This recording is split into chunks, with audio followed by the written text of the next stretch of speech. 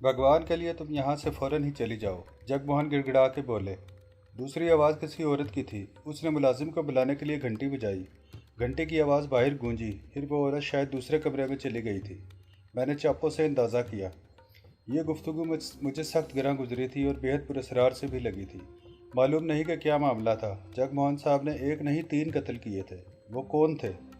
एक आवाज़ ने उन्हें 3 जानों का कातिल करार दिया था। उनका ये कहना कि मैं बड़ा दुखी हूँ और मुझ पर रहम किया जाए, इस बात का सबूत था कि उन पर जो इल्ज़ाम आयद किया गया है वो झूठा नहीं है, क्योंकि उन्होंने इस जुर्म से इनकार नहीं किया था बल्कि रहम की भीख मांगी थी। सबसे हैरत की बात यह थी कि वो अब तक कानून के हाथों से कैसे और क्यों कर बचे हुए थे। शायद इसलिए कि वो एक दौलतमंद शख्स थे। ये बड़े लोगों की बड़ी बातें और उनके ज़ाती मामलात थे। मेरा दखल देना और टांग अड़ाना मुनासिब नहीं था। इस वक्त चूँकि वो बेहद जज्बाती से भी थे, इसलिए मैंने सोचा कि वापस चल दूँ और किसी वक्त आकर इन्हें देख लूँ। मैंने वापसी का इरादा किया ही था कि एक मुलाजिम घंटे की आवाज़ सुनकर जो आ रहा था उसने मुझे देखते ही कहा, डॉक्टर साहब अंदर तशरीफ़ ले चलें, सरकार आपका इंतज़ार कर रहे हैं। फिर उसने दरवाजे पर दस्तक दी और दरवाज़ा खोल दिया। मुझे मजबूरन अंदर दाखिल होना पड़ा। मैंने इन्हें बिस्तर पर नीम दराज देखा। उनके चेहरे और आंखों से हुस्न मलाल जाहिर था। मुझे देखकर उन्होंने अपने आप को फ़ौरन ही संभाल लिया। आइए डॉक्टर साहब, मैं आपका ही इंतज़ार कर रहा था। जगमोहन को मेरे इलाज से फ़ायदा हुआ था। मैं उन्हें जो दवा और इंजेक्शन दे रहा था उससे उन्हें इफाका हुआ था, मगर मेरा ध्यान कहीं और था। वो क्या कह रहे थे मैं जैसे सुन नहीं रहा था। मैं तो उस वक्त किसी और ही ख्याल की गिरदाब में फंसा हुआ था। मेरे कानों में इस औरत के अल्फाज गूंज रहे थे। उस औरत का लहजा हुज़ियानी था। मेरा ख्याल था कि वो औरत शायद बराबर के कमरे से निकल कर आएगी। मेरा तजस्सुस इस औरत को देखने के लिए बेचैन सा हो रहा था। मैं 10 मिनट से ज़्यादा रुकता नहीं था, लेकिन किसी न किसी बहाने से मैं 20 मिनट रुक गया कि शायद वो औरत आ जाए, लेकिन उसकी आवाज़ और उसकी मौजूदगी बिल्कुल भी बराबर के कमरे में महसूस नहीं हो रही थी। शायद उसने मेरी मौजूदगी के बायस खामोशी इख्तियार कर ली थी और कमरे में नहीं आई। मैंने महसूस कर लिया कि अगर मैं 2 घंटे भी बैठा रहा तो भी वो मेरे सामने नहीं आएगी। फिर मैं मजबूरन उनसे रुखसत होकर बाहर आया तो आज मुझे शकुंतला नजर आई। इतने दिनों में आज से मैंने उसे दूसरी मरतबा देखा था। मैं जब भी आता और बाहर जाता तो मेरी मुतलाशी नज़रें उस जादूगरनी को ढूंढती थी जिसके सहर ने मुझे मशहूर किया हुआ था। वो बाग में कबूतरों का दाना डाल रही थी। वो इस वक्त सफ़ेद रंग की मामूली सी धोती बांधे हुए थी। ब्लाउज भी सफ़ेद ही था, जिसमें इसका मासूम हुस्न इस सादगी में भी बर्कपाशियाँ कर रहा था और इसका जादू और बढ़ गया था। मैं दुनिया व माफिया से बेनियाज होकर कुदरत की सन्नाई की इस हसीन सूरत को गौर से देखने लगा। उसे एकदम से एहसास हुआ कि कोई उसे देख रहा है। वो बरकी सूरत से मुड़ी। एक बार की इसकी नज़रें मेरी तरफ उठी। उफ! उसकी आंखें कितनी बड़ी, गहरी, सियाह और खूबसूरत थी। मैं तो एक लम्हे के लिए इसमें डूब सा गया। वो मुझे देखते ही उछल पड़ी। फिर वह 2-3 मिनट मुझे एकटुक देखती रही। हम दोनों की नज़रें एक दूसरे में पेवस्त हो गई। इन आंखों ने मुझ पर जैसे जादू कर दिया था। दूसरे लम्हे वो बुरी तरह और इस तरह से चौंकी जैसे उसने कोई डरावना सा ख्वाब देखा हो। वो प्रेम प्रेम कहकर चीखें मारती हुई बेतहाशा अंदर की तरफ लपक गई। मुझे उसकी यह हरकत और चीखें कुछ समझ में नहीं आई। मैं खजल सा होकर चला आया। ये अच्छा हुआ कि वहाँ पर आसपास कोई मुलाजिम वगैरह नहीं था। मैं रात ठीक से सो नहीं सका। वो मेरे दिलो दिमाग पर छाई रही। हुस्न शबाब के इस जादू ने मुझे ऐसा असीर किया कि मैं चश्म तसव्वुर में इस जादूगरनी और उसके हुस्न की करिश्मा साथियों को देखता रहा और उसके बारे में सोचता रहा कि अगर वो पागल न होती तो अब तक किसी की जीवन साथी होती और वह शख्स दुनिया का खुशनसीब शख्स होता। दूसरे दिन मेरी तब्दीली के अहकामात आ गए। मैं सरकारी अस्पताल में मुलाजिम था। शाम के वक्त मैं अपना मतब चलाता था। 2-3 दिन के बाद मैं आगरा से चला आया। मैं दिन रात इस कदर मसरूफ़ रहा कि शकुंतला और इस वाक़े को बिल्कुल भूल गया। उसका सैर मान पड़ गया और दिल पर जो तस्वीर नक्श हुई थी वो धुंधला गई। आगरा से आए हुए मुझे 6 बरस का अरसा गुजर गया है। मैं जो वाक़या सुना रहा हूँ तकसीम से 30 बरस पहले का है।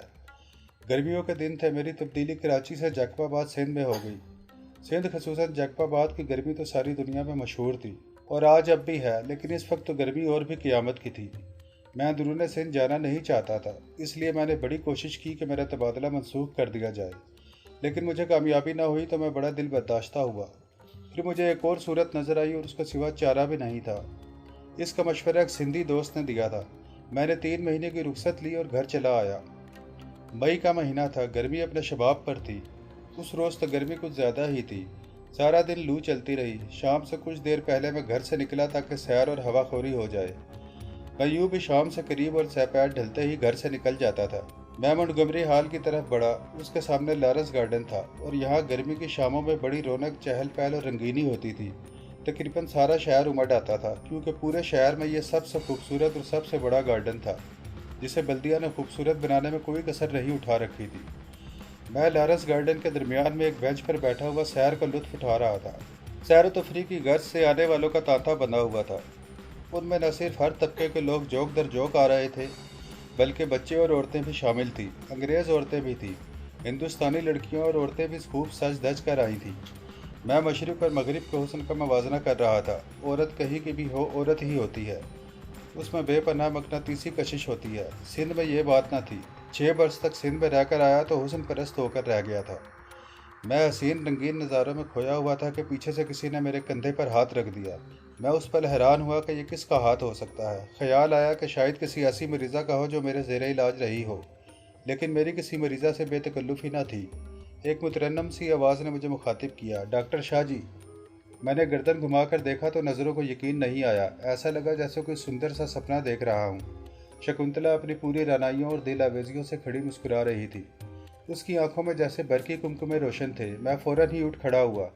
मैंने उसे एक लम्हे में पहचान लिया था। मैं हैरान इस बात पर था कि उसने मुझे कैसे पहचान लिया, क्योंकि उसने मुझे सिर्फ एक बार देखा था और हमारी मुलाकात सिर्फ चंद लम्हों की थी। वो मुझे देखते ही प्रेम प्रेम कहकर भागी थी। शायद उस रोज़ के बाद मैं सिर्फ 3 मरतबा कोठी में गया था। शायद उसने कहीं से छुप कर मुझे देखा हो। मैं रोबे हुस्न से सटपटा गया। उसने अपना नर्म नाजुक और खूबसूरत सा हाथ बढ़ाकर उससे बड़ी गर्मजोशी से मुसाफा किया। मैंने उसे नाकिदाना नज़रों से देखा। वो एक कीमती और खुश रंग साड़ी ज़ेब-ए-तन किए हुए थी, जिसने इसके हुस्न शबाब को और उजागर कर दिया था। उसमें अल्लड़पन नहीं था और ना ही लाउबाली सी नज़र आ रही थी। उसके बुशरे से संजीदगी और मतानत जाहिर हो रही थी। वो बड़ी पुरवकार लग रही थी। डॉक्टर शाह जी, वो मुतबस्सम सी होकर मेरी आंखों में झांकती हुई रस भरी आवाज़ में बोली, क्या आपने मुझे पहचान लिया? क्यों नहीं, मैंने जवाब दिया। आप मिस शकुंतला हैं, जगमोहन साहब की साहबजादी। हैरत की बात यह है कि आपने 6 बरस कबल मुझे सिर्फ चंद लम्हों के लिए देखा था। आपने फिर भी पहचान लिया। उसकी आवाज़ खनक गई। मैं यही बात आपसे भी कह सकती हूँ। मैंने जवाब देकर दिल में सोचा कि उससे कहूँ कि आप ऐसी बुत काफिर हैं तो कोई आपको सिर्फ एक लम्हे के लिए भी देख ले तो वो एक सदी तक भी आपको नहीं भूल सकता। आपकी याददाश्त का जवाब नहीं, वो तो जाहिल आरफाना से बोली। 6 बरसों के बाद भी मैं आपको याद रही। मेरी याददाश्त बहुत अच्छी है और एक डॉक्टर की याददाश्त का अच्छा होना एक अच्छी बात है। लेकिन आपको ताज्जुब क्यों हो रहा है? इसलिए कि एक डॉक्टर को न जाने रोज़ाना कितने मरीजों से वास्ता पड़ता रहता है। 6 बरस बड़ा लंबा अरसा होता है। अच्छा ये बताएं, आप यहाँ कैसे तशरीफ़ लाई हैं? मैंने मौजू बदला। जगमोहन साहब अब कैसे हैं? वो बदस्तूर अलील है। वो कहने लगी, आप वाहिद डॉक्टर थे और आपके इलाज से उन्हें इफाका होने लगा था। उन्होंने न जाने कितने डॉक्टरों, वैद्यों और हकीमों से इलाज कराया। बड़े शहरों के अस्पतालों की खाक छानी। आपका तबादला हो गया। आप होते तो वो अब तक पूरी तरह रूबे सेहत हो चुके होते। भगवान जाने क्या मर्जी है। मैं उन्हें म्यू अस्पताल में दाखिल करा के यहाँ आई हूँ। आज कितनी सख्त गर्मी थी, शाम कदरे बेहतर है। जी हाँ, मौसम बेहतर हो गया है और रात तक और बेहतर हो जाएगा। मैंने गर्दन हिलाई। चलिए चलकर होटल में बैठते हैं। वो साड़ी का पुल्लू सीधे और शाने पर दुरुस्त करती हुई बोली, जो फिसल कर उसके बाएं हाथ पर झूल गया था। चलिए, मैंने कहा। मेरा दिल भी कुछ पीने को चाह रहा था। गार्डन के एक कोने में एक होटल था। ये एक अंग्रेज़ का था। उसमें ठंडे मशरूबात और आइसक्रीम के अलावा हर किस्म की और बढ़िया से बढ़िया वलायती शराब भी मौजूद थी। हम दोनों एक ऐसी मेज़ पर बैठ गए जो एक गोशे में थी। उसने वेटर के आने से पहले हाल का जायज़ा लिया और फिर मेरी तरफ मखबूर निगाहों से देखा।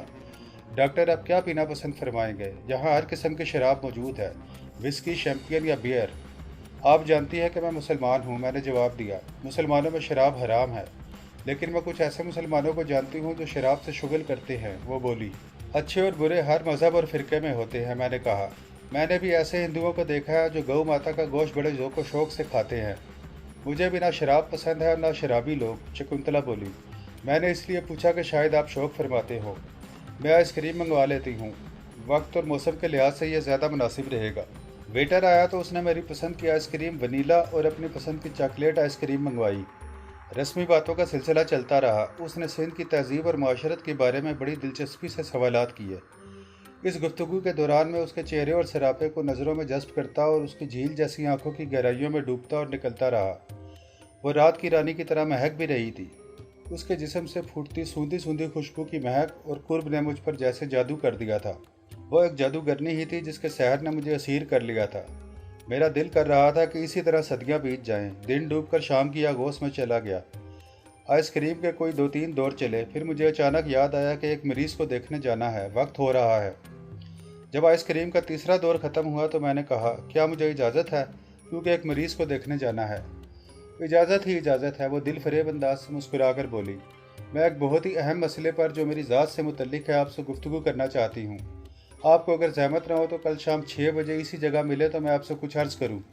क्या आप मेरे लिए वक्त निकाल सकेंगे? ये कैसे हो सकता है कि आप हुक्म दें और मैं उसकी तामील ना करूँ? मैंने कहा, मैं कल हाजिर हो जाऊँगा। ये हुक्म नहीं बल्कि एक आजिज़ाना दरख्वास्त है, वो बोली। मैं दूसरे दिन उससे मिलने का वादा करके चला आया, लेकिन मैं हैरान था कि वह मुझसे क्या कहना चाहती है। रात जब सोने के लिए बिस्तर पर दराज हुआ तो मैं यही सोचता रहा कि आखिर ऐसी क्या अहम बात हो सकती है, जबकि उससे एक तरह से पहली मुलाकात है और वो मुझे अपने एतमाद में लेना चाहती है। दूसरे दिन ठीक 6 बजे मैं लारस गार्डन शकुंतला से मिलने पहुंचा। मुझे यह देखकर हैरत हुई कि वह मेरे इंतज़ार में खड़ी मेरी राह तक रही है। उसकी निगाहें मरकज़ी दाखिली दरवाजे पर जमी हुई थी। वो मुझे देखकर खुश हो गई और उसका चेहरा दमक उठा।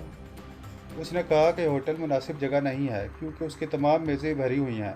फिर हम दोनों हजूम से दूर कजे तनाई में हरी हरी और नरम नरम घास के फर्श पर बैठ गए। मिस्टर शाहजी, शकुंतला ने एक सर्द आह भरी, मेरी समझ में नहीं आता कि मैं जिस मौजू पर आपसे गुफ्तगू करना चाहती हूँ उसका आगाज़ किन अल्फाज से करूँ। आप बगैर किसी तामुल के जो बात कहना चाहती हैं वो कह दें। मैंने उसका हौसला बढ़ा दिया। आप मुझ पर भरोसा रखें, यह गुफ्तगू मेरे और आपके दरमियान रहेगी। मैं इसके मुतल्लिक किसी को भी कुछ नहीं बताऊंगा।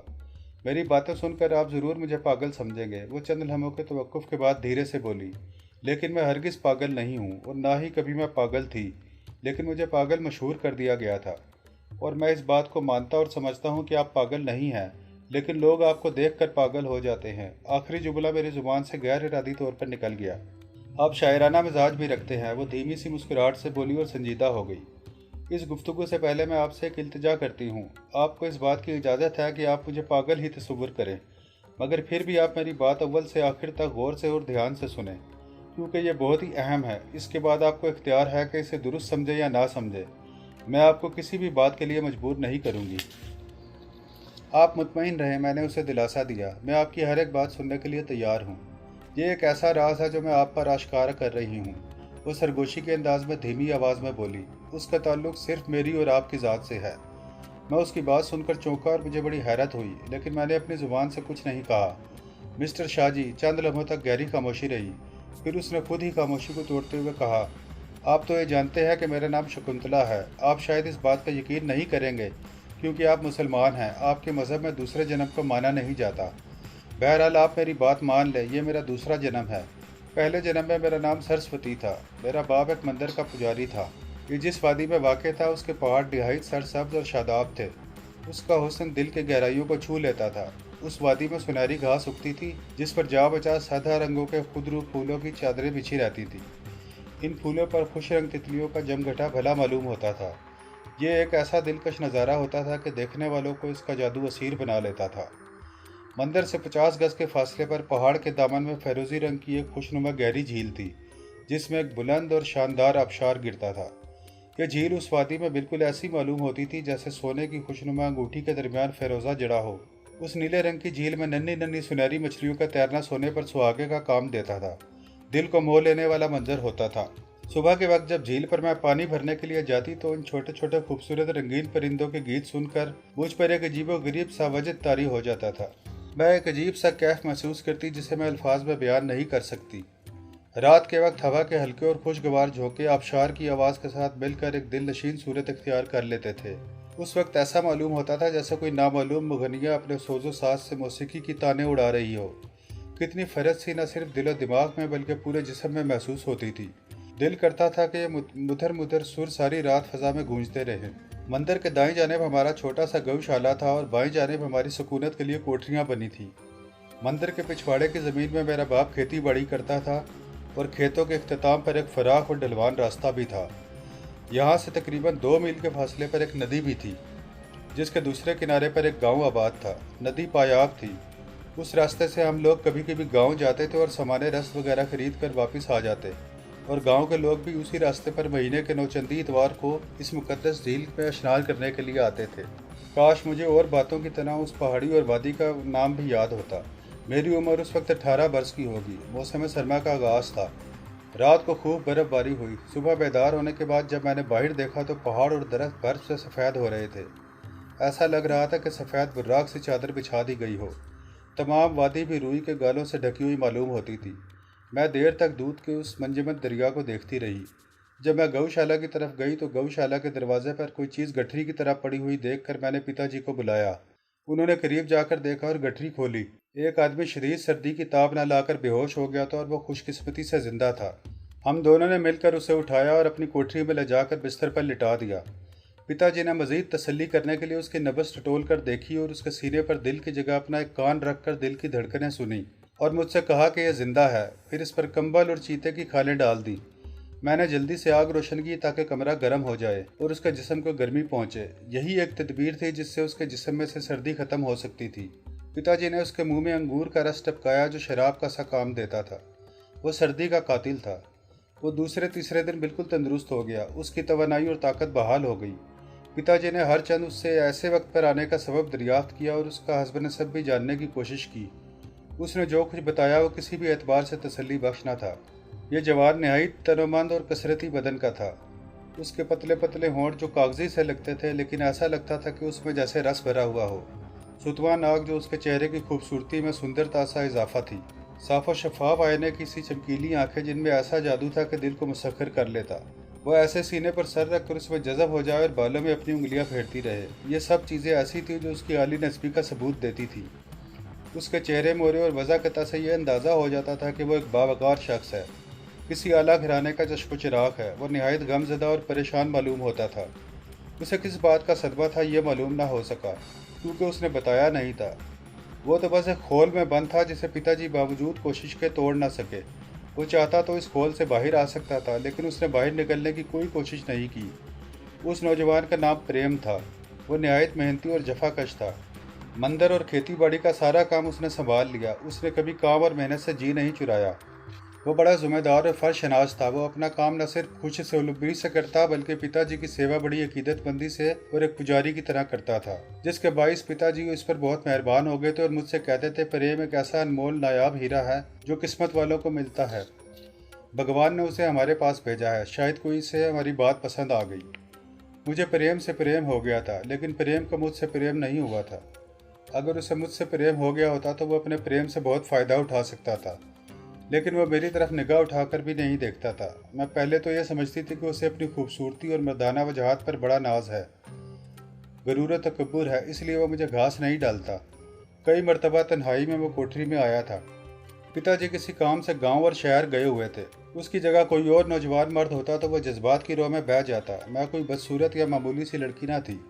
मेरा हुस्न शबाब जाहिदों, सन्यासियों और पंडितों को भी बहका देने वाला था। मैं उसकी झोली में किसी पक्के फल की तरह टपक जाना चाहती थी, लेकिन उसने फल तोड़ने के लिए हाथ ही नहीं बढ़ाया, जिस पर मुझे बहुत गुस्सा आया। मैंने उसे अपनी तौहीन समझा।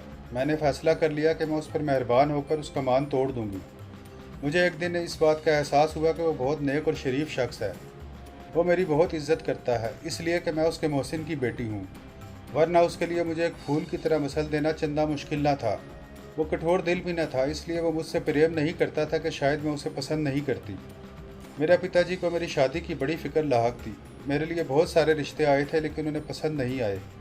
उन्होंने एक रोज़ प्रेम से दरियाफ्त किया कि क्या तुम मेरा बेटा बनना पसंद करोगे। उसने रजामंदी जाहिर कर दी। पिताजी ने मुझे प्रेम से ब्याह करके इसे अपना जानशीन बना लिया। शादी के बाद मेरी ज़िंदगी का लुत्फ़ न सिर्फ दोबाला हो गया, बल्कि वह बहुत हसीन और खुशगवार हो गई। एक ऐसी रंगीनी पैदा हो गई कि मैं ख्वाबो ख्याल में भी सोच नहीं सकती थी। क्योंकि वह मेरा सपना था, इसलिए मेरी खुशी का ठिकाना नहीं रहा था। शादी के बाद उसने मुझे बताया कि वह मुझसे बेपनाह मोहब्बत करता है। पहले ही दिन वो मुझ पर रेशा खत्मी हो गया था और दिल ही दिल में मेरी परस्तिश करने लगा था। रोबे हुस्न की वजह से वो निगाह नहीं उठाता और बात नहीं करता था। वो मुझे छुप छुप कर नदी पर, झील पर नींद की हालत में और घंटों देखता रहता था। बाज़ औक़ात उसके जज्बात मुझे घर में देखकर बेकाबू हो जाते थे। फिर वो उस वक्त तक के लिए दूर चला जाता जब तक उसके जज्बात काबू में नहीं आते। उसे शैतान बहकाता था, लेकिन वो कभी शैतान के बहकावे में नहीं आया। वो अपनी मोहब्बत और मुझे मैला नहीं करना चाहता था। चांदनी रातों में हम दोनों झील के किनारे बैठकर सैर और चांदनी का लुत्फ़ उठाते। चांद का अक्स पड़ने से झील बुकाए नूर बन जाती थी और हम दोनों की मोहब्बत में जज्बातियत पैदा हो जाती। चांदनी रातों का समा ही और होता है। जब मेरी शादी नहीं हुई थी तब मैं उसके तस्वुर में देर तक जागती रहती थी। पूर्णिया की रात पिताजी मंदिर चले जाते और फिर प्रेम से बातें करने के लिए मैं बिस्तर पर पड़ी देर तक प्रेम के बारे में सोचती रहती। प्रेम जैसा था उसकी आवाज़ भी ऐसी ही थी। प्रेम ऐसी दिलकश लय में पहाड़ी गीत गाता कि मैं बेखुद सी हो जाती। उसके गले में बाहें हमाइल करती तो प्रेम हंसकर कहता, देखो सरस्वती, इस वक्त मेरे सामने 3 चांद है, एक आसमान पर, दूसरा झील में और तीसरा मेरी गोद में है और मेरे काबू में है। फिर वह मेरे चेहरे पर झुक जाता। उसके मोहब्बत भरे अल्फाज मेरे कानों में रस घोल देते और मैं मदहोश सी हो जाती और कुछ देर बाद मैं उसके बाजुओं से निकलकर दूर जा खड़ी हो जाती। मेरे चांद आ जाओ। जी नहीं, मैं मसनूई खफसगी से कहती, शरीफ लड़कियां इस तरह मर्दों से नहीं मिलती। तुम मेरी पत्नी हो, पत्नी ही नहीं बल्कि महबूबा भी हो। वो प्यार से बुलाता, अब तो आ जाओ। वो मेरी बात सुनकर हंस देता। मुझे ऐसा महसूस होता चांदी के दरिया में किसी ने हल्का सा पत्थर दे मारा हो। लहरें डोलने लगी हो और मैं डोलती लहरों का सहारा लेकर उसकी तरफ लपकती और उसके बाजुओं में झूल जाती। सुबह के वक्त जब मैं झील पर पानी भरने जाती तो प्रेम भी साथ होता था। हम दोनों पति पत्नी कम थे बल्कि दोस्त ज़्यादा थे। मुझ में शोखी शरारत भरी हुई थी। वो भी किसी मंजिल नौजवान की तरह था। कभी तो वो मुझ पर छींटे उड़ाता और मौका पाकर पानी में खींच लेता ताकि मैं पानी में पूरी भीग जाऊं। मैं उसके जवाब में उस पर पानी से भरी गागर उंडेल कर खुद भाग जाती। दूर जाकर उसका मुंह चढ़ाने और ठेंगा दिखाने लगती। इस पर वो मुझे तबस्सुम भरी निगाहों से देखता, हाथ जोड़कर प्यार भरे लहजे में कहता कि सनम आ जाओ। उसकी मोहब्बत का तीर मेरे दिल में पैवस्त हो जाता। फिर वो लपक कर मुझे दबोच लेता और मैं जैसे हार जाती। हम दोनों अक्सर इस पुरबहार हसीन और रंगीन वादी में आंख मचोली खेला करते, जिसमें बड़ा लुत्फ आता और जब हम वापस आते तो मैं थकन से चूर और निढाल होती थी, क्योंकि पहाड़ी और चढ़ाई पर छुपने के लिए उतरना चढ़ना पड़ता था। उस वादी में वक्त गुजारी और तफरी का कोई सामान न था। मैं खेती बाड़ी में भी उसका हाथ बटाती थी। बरसात के मौसम में सारा दिन बेर बहुटियाँ पकड़ने में सर्फ हो जाता। रात के वक्त जुगनू पकड़ने में मसरूफ़ हो जाते और इसमें भी बड़ा लुत्फ आता। जब मैं देवी की पूजा के लिए फूल चुनना जाती तो प्रेम पीछे से आकर मेरी आंखें बंद कर लेता और कभी कभी गुदगुदी करने लगता, जिससे हंसते हुए मैं लौटता कबूतर बन जाती। वो दिन कितने अच्छे, सुहाने और मोल और नाकाबिले फरामोश और निशात अंगेज थे। मुझे जब पिछले जन्म के दिन, घड़ियाँ और लम्हात और प्रेम याद आता है तो मेरे दिल पर चोट लगती है और सीने में सर्द आहों का गुबार भर जाता है। कभी कभी तो मेरी आंखें पुरनम सी हो जाती हैं। इतना कहकर वो खामोश हो गई। उसके सीने में सांसों के जीरो बम के तमव्वुज से और चेहरे और आंखों से भी उसके दिली जज्बात का इजहार होने लगा। वो बेहद दिल गिरफ्ता सी लग रही थी। मैंने उसकी कहानी पर कोई तबसरा नहीं किया। मेरी नज़रें उसके चेहरे पर जमी रहीं। चंद लम्हों तक गहरी खामोशी तारी रही। मिस्टर शाह जी, उसने कहा, क्या आप मेरे प्रेम को जानते हैं? मैं उसे कैसे जान सकता हूँ, मैंने हंसकर कहा। पिछले जन्म में मैं कहाँ था? आपसे और उससे मुलाकात का सवाल ही पैदा नहीं होता। इस जन्म में सिर्फ आपसे मुलाकात हुई है। आप तो रोज़ ही आईना देखते हैं, बारहा देखते होंगे, क्यों? शकुंतला ने संजीदगी से कहा। शकुंतला के मुंह से अल्फाज सुनकर मैं चौंक उठा। उस लम्हे मुझे याद आया कि जब शकुंतला ने मुझे पहली दफ़ा देखा था तो प्रेम प्रेम कहती हुई घर के अंदर की तरफ भागी थी और उस वक्त मैंने उसकी इस हरकत के पागलपन पर गौर किया था और मुझे उस पर बेहद तरस भी आया था। तरस दरअसल उसके नौजवान और हसीन होने पर आया था कि कितनी बदनसीब है। मुलाजिम ने मुझे बताया कि शकुंतला पैदाइशी पागल है। क्या मेरी शबाहत तुम्हारे प्रेम से मिलती जुलती है? मैंने उसकी आंखों में झांकते हुए पूछा। शबाहत नहीं, वो कहने लगी, आप हूबहू मेरे प्रेम की तरह हैं। जर्रा भर भी तो फर्क नहीं है, जुड़वा की तरह हैं। कद, जिसामत, रंग, रूप, बाल, चेहरा, आंखें और हत्ता के आवाज़ तक बाल बराबर भी फ़र्क नहीं है। यह महज एक अजीबो गरीब सा इत्तफाक है। कुदरत के कारखाने में बाज़ इंसान एक ही सांचे में बन जाते हैं। आपकी दानी तरफ की पसलियों पर रुपए के सिक्के के बराबर चौड़ा और सफ़ेद चांद ग्रहण का दाग ज़रूर होगा। इसी तरफ रान पर एक बड़ा सा सिया दाग भी उस जख्म का भी होगा जो गाय की दुलत्ती लगने से हुआ था। ये दाग बिल्कुल जानवर के सुम की तरह दरमियान से फटा हुआ है। मैं यह सुनकर हक्का बक्का रह गया, क्योंकि सचमुच ये दोनों निशान मेरे बदन पर मौजूद थे। मैं बचपन से देखता आया था। माँ ने मुझे बताया था कि निशानात पैदाइशी हैं। मुझ पर जैसे कोई बिजली सी आ गिरी जिसने मुझे गुम सा कर दिया और मुझ पर जैसे सख्ते की सी कैफियत तारी हो गई। अभी मेरी कहानी ख़त्म नहीं हुई। शकुंतला ने इन निशानात की मुझसे तस्दीक नहीं चाही। उसने बताना शुरू किया। मैं उस पुरकैफ ज़िंदगी से सरशार थी। सपनों से कहीं हसीन ज़िंदगी गुजार रही थी कि एक ऐसा अंदोनाक वाक़या पेश आया जिसने सारी खुशियों और मसरतों को मलियामेट करने के अलावा हमारी ज़िंदगी का भी खात्मा कर दिया। तो ये थी हमारी आज की एपिसोड। मज़ीद वीडियोस के लिए हमारे चैनल को लाइक और सब्सक्राइब करें और बेल आइकन को दबाकर ऑल नोटिफिकेशन ऑन कर लें ताकि आने वाली वीडियोस का नोटिफिकेशन आपको बर वक्त मिल सके।